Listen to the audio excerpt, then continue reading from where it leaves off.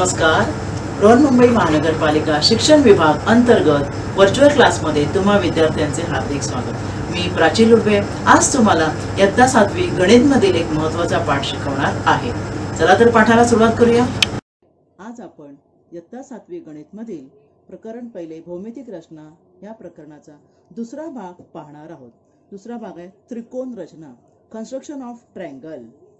Now to construct triangle, how many components are required? See here. Here I have written त्रिकोण ABC काढा. मी मराठीत दिलेला आहे आणि ह्या त्रिकोणाला तुम्हाला माहिती आहे त्रिकोणाला 3 बाजू आणि 3 कोन असतात. मग या ठिकाणी मी एक त्रिकोण काढते, हातानेच मी काढत आहे. 3 बाजू आणि 3 कोन त्रिकोणाला असतात. तुम्हाला माहिती आहे बघा या ठिकाणी हे 3 कोन आहेत आणि ह्या 3 बाजू आहेत 1 2 3. मग आपल्याला एखादा युनिक त्रिकोण काढायचा असेल तर त्या त्रिकोणाचे किती घटक आवश्यक आहेत त्रिकोण काढण्यासाठी? इथे मी बघा ह्या त्रिकोण एक ABC म्हटलं आहे, त्याची बाजू AB आणि बाजू BC दिली आहे. समजा आपण इथे ह्या त्रिकोणाची बाजू BC आपण काढली. ते काय समजा 4 सेंटीमीटर आहे. मी इथे 4 सेंटीमीटर बाजू काढली. त्यानंतर त्यांनी दुसरी बाजू दिलेली आहे बाजू BC 5 सेंटीमीटर. समजा मी 5 सेंटीमीटर बाजू काढले. माप दिलेलं आहे मी ते 4 सेंटीमीटर बाजू BC आणि बाजू AB म्हणजे ही 5 सेंटीमीटर. आता ह्या दोनच गोष्टी देऊन त्रिकोण झाला का पहा आपला पूर्ण? त्रिकोण पूर्ण झालेला नाही. तुम्ही म्हणाल हे नुसतं 2 जोडायचं, पण नाही. जोडण्यासाठी त्या बाजूची लांबी दिली पाहिजे, which is not given here. Means to construct a unique triangle, at least 3 components of triangle should be given. Then only triangle can be drawn. See here is written. त्रिकोण काढण्यासाठी त्रिकोणाच्या 3 घटकांची आवश्यकता असते. To draw a unique triangle, 3 components of it should be given. 3 components means either 3 sides or 2 sides and 1 angle or 2 angle and 1 side or anything. And one more option is there. Fourth option is there. May at least 3 components of the triangle should be given, then only triangle can be drawn. तर आता आपण त्रिकोण काढण्याच्या वेगवेगळ्या रचना पाहूया, वेगवेगळ्या पद्धती पाहूया. वेगवेगळ्या पद्धती म्हणजे काय तर कोणते घटक दिले आहेत त्यावर अवलंबून आहे त्रिकोण कसा काढायचा. इथे बघा पहिला प्रकार आहे त्रिकोणाच्या 3 बाजू दिल्या असतात त्रिकोण काढणे. When 3 sides of triangle are given, we have to draw the triangle. Here we have to draw the triangle XYZ. Now remember, you know engineers construct buildings, big buildings. But before before constructing a building, you would have seen one paper. You will see the structure of the building. बिल्डिंगचं तुम्हाला रचना एका कागदावर पाहायला मिळते. ही building अशी असणार आहे. Builder जाहिरात करण्यापूर्वी त्या रचना देतात. कशी असणार बिल्डिंगची रचना, बिल्डिंगच्या त्या रूम कसे असणार, म्हणजे तो जो आहे तो कच्चा आराखडा असतो बिल्डिंगचा, ज्या आधारे बिल्डिंग उभारली जाते. तसंच आपल्याला इथे हा त्रिकोण XYZ काढायचा आहे.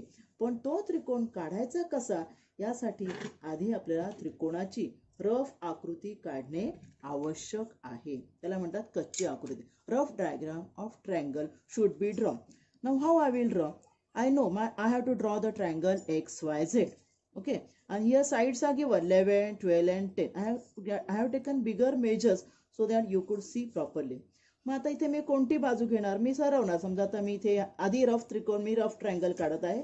ती पण तुम्ही अशा तिथे लांबी घ्यायची गरज नाहीये. तुम्हाला इथे दिसत असेल मी ते रफ त्रिकोण काढत आहे आणि त्या रफ त्रिकोणामध्ये सुद्धा नावं वगैरे मी देणार आहे, म्हणजे मला पक्का त्रिकोण काढण्यासाठी कळेल की कोणत्या बाजूने कुठे घेणार. इथे मी लिहिते X, इथे मी लिहिते Y, इथे Z. मग इथे मी लांबी सुद्धा लिहिणार. ही लांबी आहे 12 सेंटीमीटर. नंतर XY 11 सेंटीमीटर आहे आणि YZ आहे YZ 12 centimetre, XY 11 centimetre, XZ म्हणजे ही बाजू आहे 10 centimetre. In such a way you have to draw first rough diagram, and with the help of rough diagram you can draw your final diagram. Now I will draw final diagram here. Can you see? Now first always you have to draw base. पाया पहिला काढायचा. इथे YZ हा पाया आहे. मला rough आकृती काढल्यामुळे फेअर आकृती कशी काढायची मला आयडिया आलेली आहे. मी पट्टीमध्ये 12 सेंटीमीटर एवढं अंतर घेणार आहे आणि प्रथम पाया काढणार आहे. अंतर घेताना तुम्हाला माहितीच असेल कुठून घ्यायचं असं. 0 पासून 12 पर्यंत मी मोठी अंतरं घेतली आहेत, कारण तुम्हाला आकृती दिसावी म्हणून. इथे मी ही 12 सेंटीमीटरची मी काढलेला आहे, याचा पाया काढलेला आहे.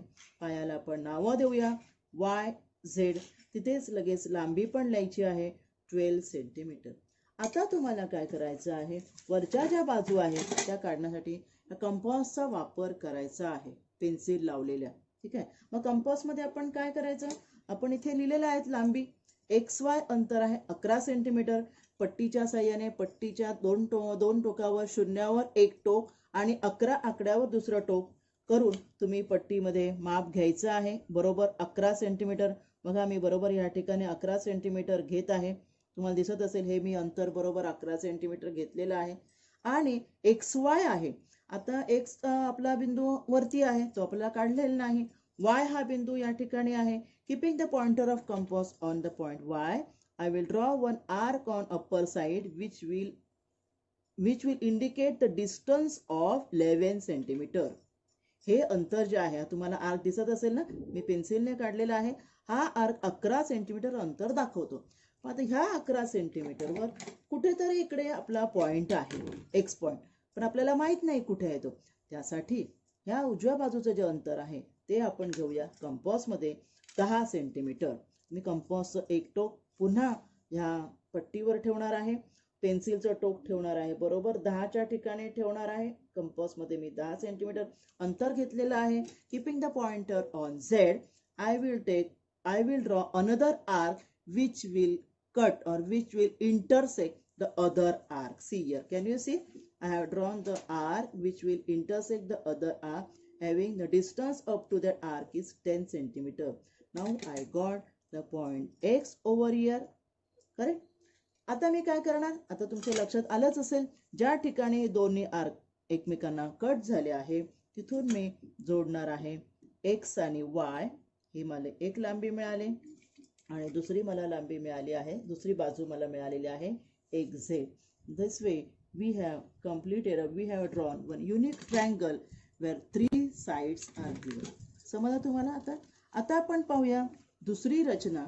त्रिकोणाच्या आता 2 बाजू, इथे तुम्ही वरती वाचू शकताय, त्रिकोणाच्या 2 बाजू आणि त्यांनी समाविष्ट केलेला कोन. समाविष्ट म्हणजे त्या 2 बाजूंच्या मधला कोन दिला असता त्रिकोण काढणे. To construct a triangle, 2 sides and angle included in the side. included म्हणजे त्या 2 बाजूंच्या मधला तुम्हाला अँगल दिलेला आहे आणि त्रिकोण काढायचा आहे.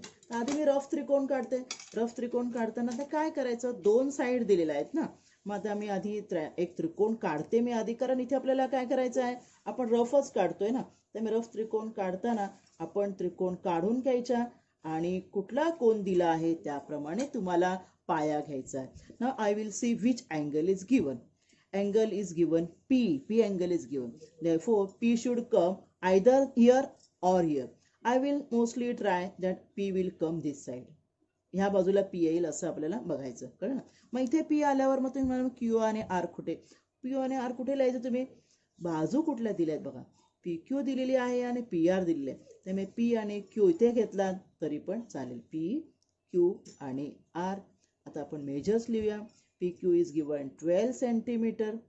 Measure angle P is given 60 degree and PR is given 10 centimeter. बघा म्हणजे ते काय आहे बघा, दिसते तुम्हाला 2 बाजू, ही बाजू आणि ही बाजू, आणि त्या दोघांच्या मधला कोन दिलेला आहे. Angle included in 2 sides. Now we'll draw the triangle. When we'll draw for rough diagram, we get idea how to draw the final diagram.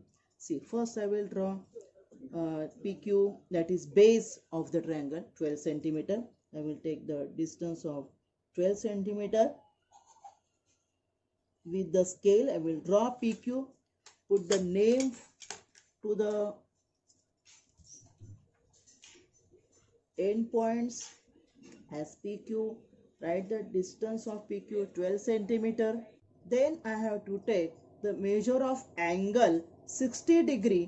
measure angle P 60 degree with the help of protractor. कोनमापकाच्या साहाय्याने मी ह्या पट्टीमध्ये असलेलंच हे कोनमापक वापरत आहे. तुम्हाला दिसत असेल या ठिकाणी, तुम्ही जे आपल्या कंपासमध्ये वेगळं कोनमापक मिळतं ते वापरायचं आहे. तर यामध्ये मी 0 पासून तुम्हाला दिसत असेल 60 अँगल, ज्या प्रत्येक अँगलच्या ठिकाणी मार्किंग असतात, 60 अँगल जे आहे त्या ठिकाणी मी मार्किंग करणार आहे. त्याचा जो पॉइंट असतो कोनमापकाचा तो P वर ठेवणार आहे, कारण मला कोन P दिलेला आहे. त्यामुळे कोन P चं बरोबर माप घेण्यासाठी मी या ठिकाणी ठेवलेलं आहे आणि कोन 60च्या ठिकाणी मी ते मार्किंग करत आहे. मी मार्किंग केलेलं आहे.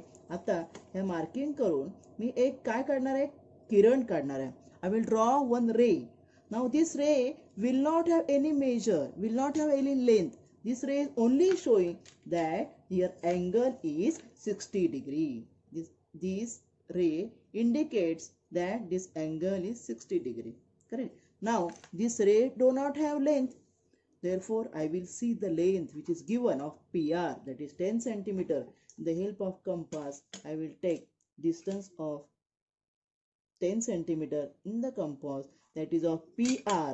Therefore, I will see a P. I will keep the pointer of compass on P and I will draw an R on this ray.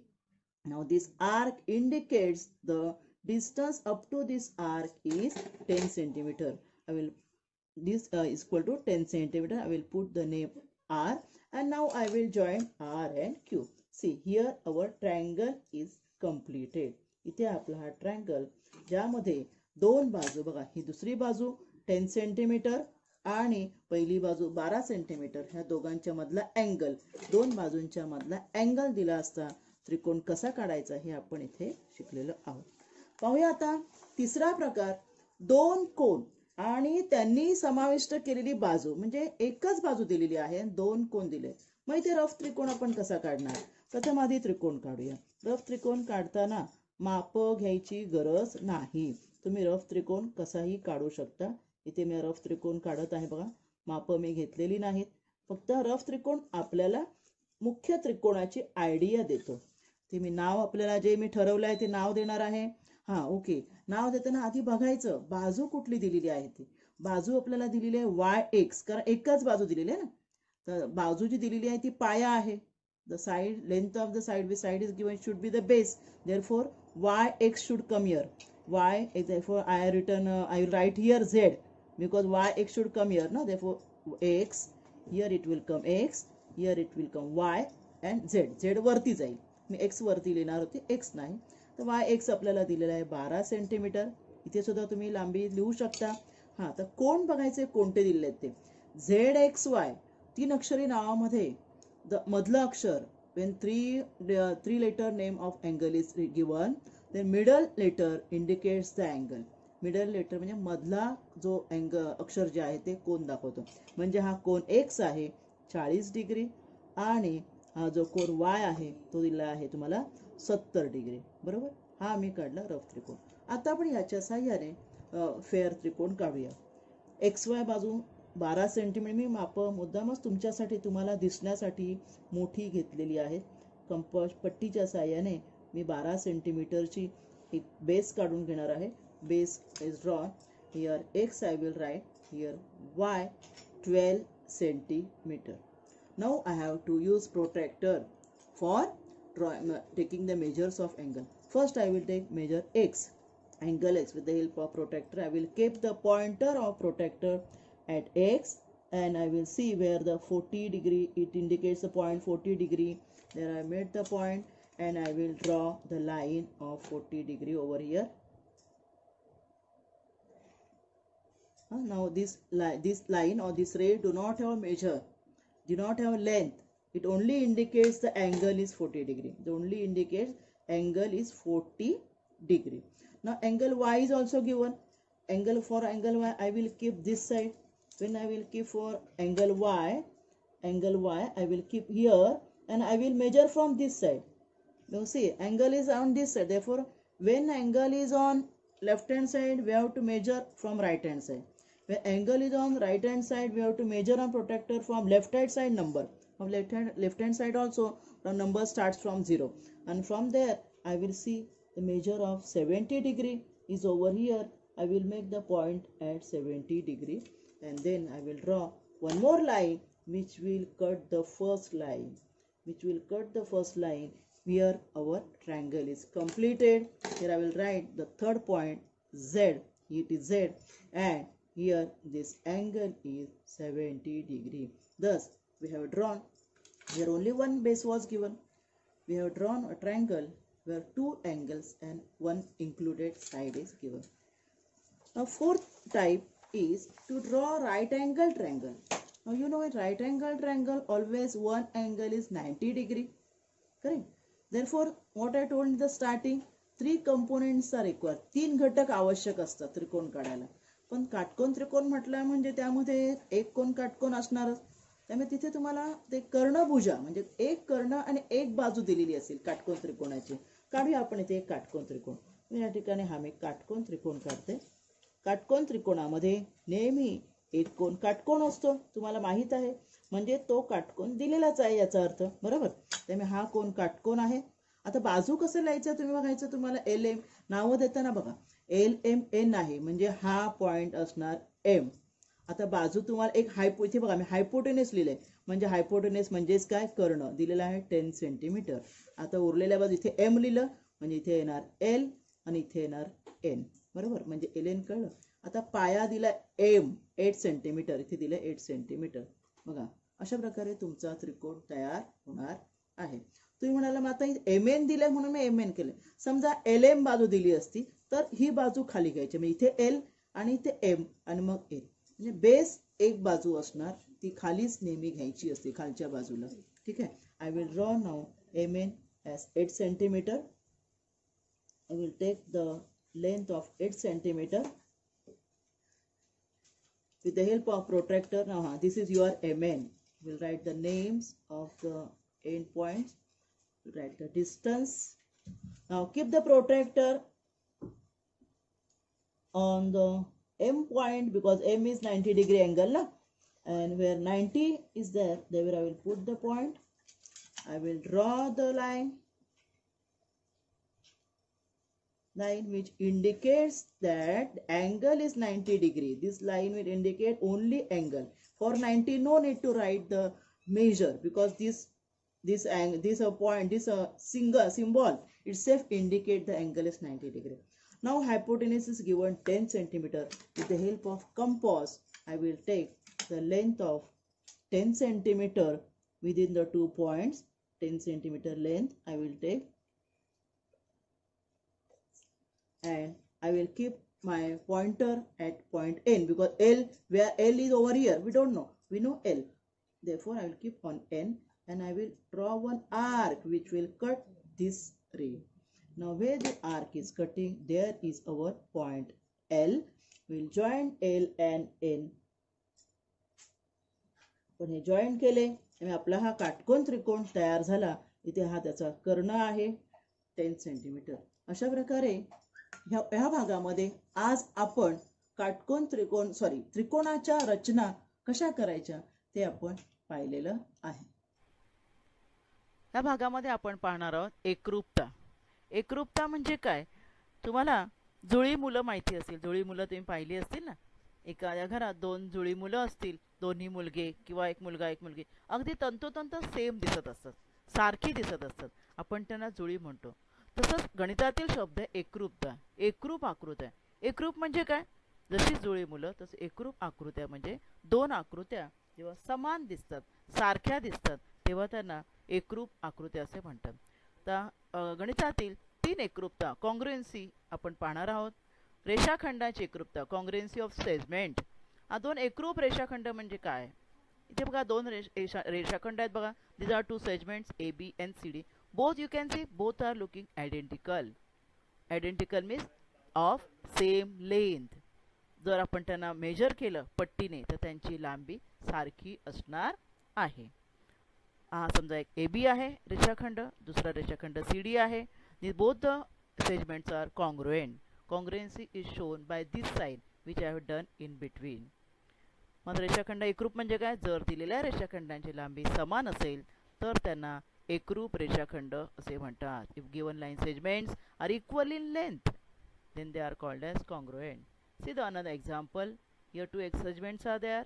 MN of 20 centimeter and PQ also of 20. Both are equal length. Therefore they are congruent. As we written as segment MN is congruent to segment PQ. Third example, WX and YZ are two segments. 3 markings are done on that, on both the segments, show that they are congruent. This is the congruency of. Now we'll see the congruency of angles. Means two angles having equal measure. ज्या दोन कोणांची मापे समान असतात ते दोन कोण एकरूप असतात. ह्या आकृतीमध्ये बघा दोन कोण आहेत. एक कोण ABC आहे आणि कोण DEF आहे. कोणमापकाच्या साहाय्याने मोजले असता दोन्ही कोणांची मापे समान मिळतील. Therefore, angle ABC is congruent to angle DEF. Congruency of angle is shown this way. This is another example. Two angles I have given, HGI and another angle is KJL. Both having equal measures. म्हणजे आपण कोनमापकाच्या साहाय्याने जर मोजलं तर दोघांची मापे समान मिळतील. If two angles with equal measures are congruent to each other. The congruency of circles. म्हणजे दोन एकरूप वर्तुळे. आता ह्या चित्रामध्ये बघा तुम्हाला 3 वर्तुळ दिसतात. एक लहान आहे, त्याच्यापेक्षा मोठं, त्याच्यापेक्षा मोठं. काय वेगळं दिसतं त्यांच्यामध्ये? तर त्यांच्या त्रिज्या. आपण ज्या त्रिज्येच्या साहाय्याने कंपास मध्ये अंतर घेऊन वर्तुळ काढतो त्या तिघांच्या वेगवेगळ्या दिसत आहेत. त्यामुळे ती वर्तुळ साहजिकच एकरूप नाही आहेत. पण ह्या चित्रातली वर्तुळं बघा. Circle A having a radius of 5 cm. Another circle B also has the radius 5 cm. Radii are equal, therefore they are congruent. See one more example. Both are having radii 3 cm. दोघांची त्रिज्या 3 cm आहे. त्यामुळे ही दोन्ही वर्तुळ एकरूप आहेत. मग कधी म्हणणार तुम्ही वर्तुळ एकरूप आहेत? जेव्हा वर्तुळांच्या त्रिज्या समान असतात तेव्हा ती वर्तुळे एकरूप असतात. Circles of equal radii are called as congruent circles. आणि ही जर एकरूप वर्तुळ आपण कट केली पेपरवर तर दोन्ही वर्तुळ कार्ड पेपरवर कट करा तर एकमेकांशी तंतोतंत जुळणार.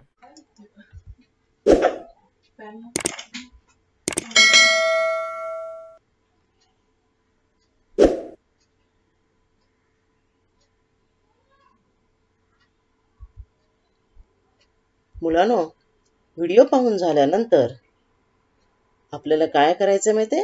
एक काम करायचंय. व्हिडिओच्या खाली जो डिस्क्रिप्शन बॉक्स असतो त्या डिस्क्रिप्शन बॉक्समध्ये जा तुम्ही. त्यामध्ये एक गुगल फॉर्म असेल ज्यामध्ये तुम्हाला अभिप्राय नोंदवायचा आहे. तो गुगल फॉर्म भरा आणि त्याच डिस्क्रिप्शन बॉक्समध्ये काही प्रश्न दिले आहेत व्हिडिओवर आधारित. त्या प्रश्नांची उत्तरे तुमच्या वहीत लिहा. आज आपण या भागात इथेच थांबूया. माझा व्हिडिओ आवडला असेल तर लाईक करा, शेअर करा आणि असे अनेक एज्युकेशनल व्हिडिओ पाहण्यासाठी MCGL व्हर्च्युअलच्या चॅनेलला सबस्क्राईब करा. धन्यवाद.